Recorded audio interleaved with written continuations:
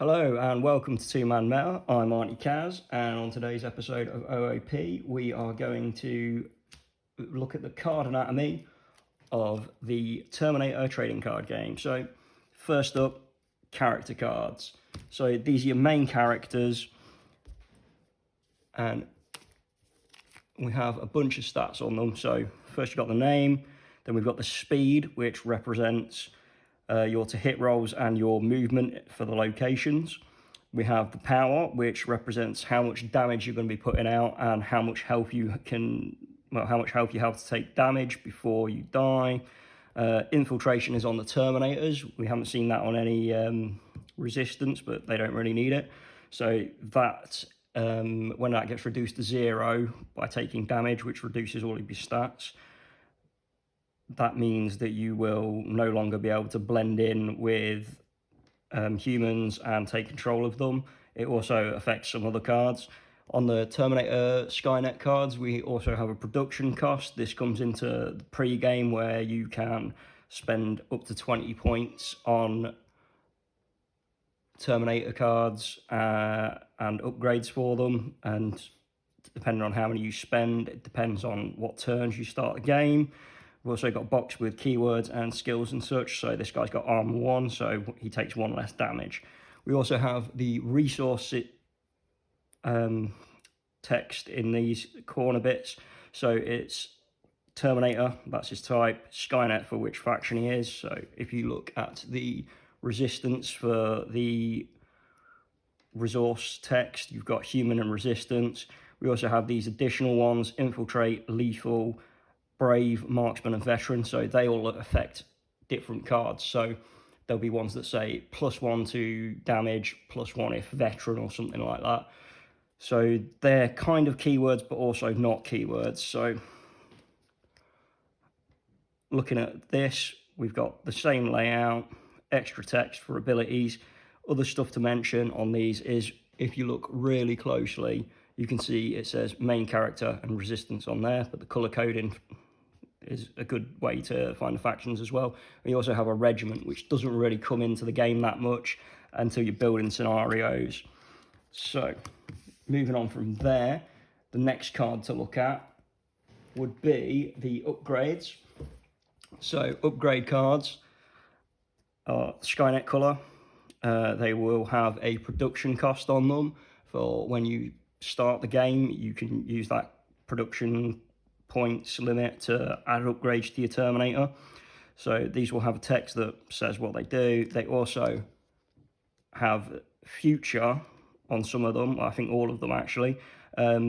So this means that they have to be used in future scenarios. The production points in the past scenarios let you then put them on Terminators pre-game, but you can't find them in your decks and such in the past.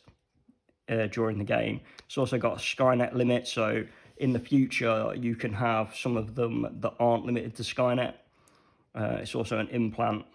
That just means you have to build it on at the production point in the game. So moving on from there, you're going to have locations which go in a separate deck. Currently we're unsure if you can put them into a normal deck. So the way some of the rules read, we think you could put these into a normal deck as well as having them in your location deck. For the starter scenario, in the past scenario, it tells you exactly which locations you need, so it's nice and easy. They're just the straight ones out of the starter deck. So you also have exterior locations. We'll start off with here. So these are the resources essentially, so past and future, past, and that tells you which games you can play them in, rather like if you can play them in past scenarios, future scenarios, or both.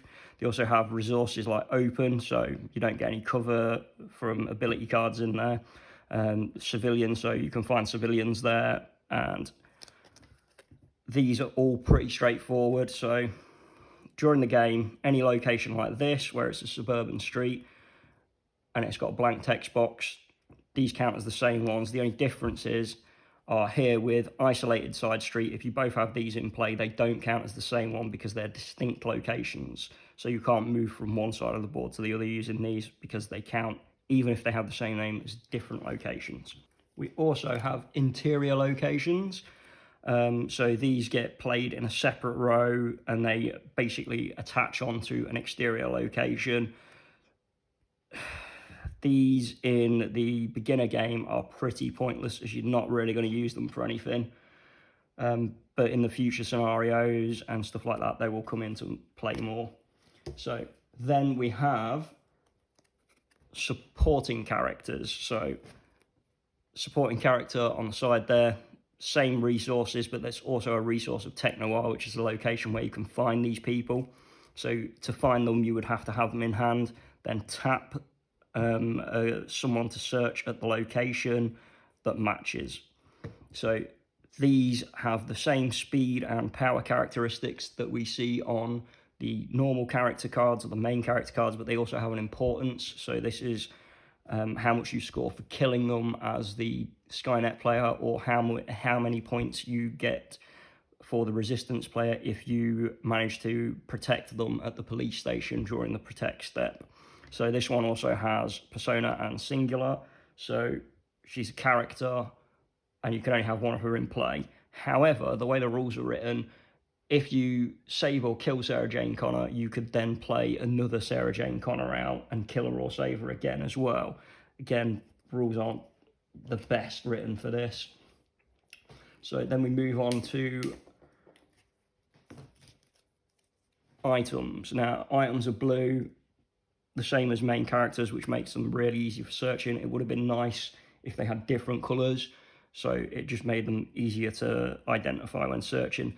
And when you are searching for these, you will have weaponry or items as the keywords, but there's also stuff like it's an attachment on this 45, LS81 laser sight.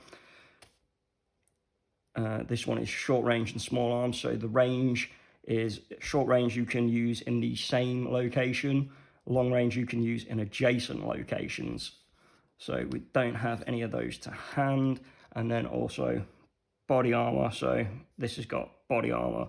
So certain cards will tell you to search for those resources, or if you are at a location and you can just search from hand, it'll either have to have weaponry, items, etc. So they're all pretty straightforward. And then we have the less straightforward cards that are also somewhat straightforward. So we have event cards. So these will say past. Some of them also say which player can use them. So Skynet on these. And they have abilities that play just like a normal card game like Magic, where you just do what it says in the text box. So for instance, this one is search through your draw deck for any supporting character, show it to your opponent and add it to your hand. So this can only be played in the past, but you just play it and execute the text. There are also ones that have this unique little target symbol and a number inside it. So these ones you have to play using combat points from your combat pool. So typically in the starter scenario, you start with 3 points to spend. There's often cards that let you cancel the ability that somebody has played by spending so many points. So a card will say, add 2 damage. Any player can pay 2 from the combat pool to cancel it. So that is pretty straightforward with these. The timing on these isn't very specific. Some of them say exactly when you can use them or when you can't use them. But other than that, it seems to be very vague and you can play them at any stage in the game. The obvious one from the rulebook that counters that is that you can't buff a stat more than once. So if you play something that does +1 to hit, you can't then spend another +1 to hit, but the card can stack.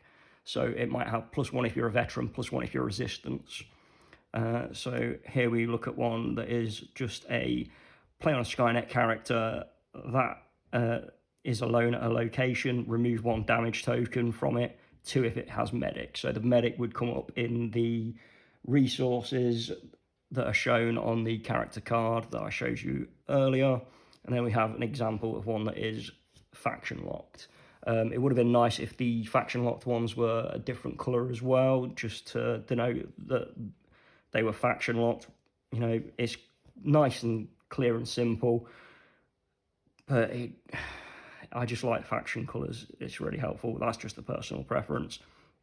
One other thing to note is all the cards say in the bottom that they are an event or whatever they happen to be. So for instance, item, that's a really weird location to have it. None of the cards have any numbering or rarity values present on them. The only card type that we haven't shown you that you won't see in the starter decks is the condition cards. So condition cards are these sideways looking cards. So this one is protection. So all resistance main characters are +1 speed, +1 power, while a human supporting character is at their location. Your supporting characters may not carry or use ranged or close combat weapons. So, and there's a bit of flavor text. So that pretty much breaks down the anatomy of these cards.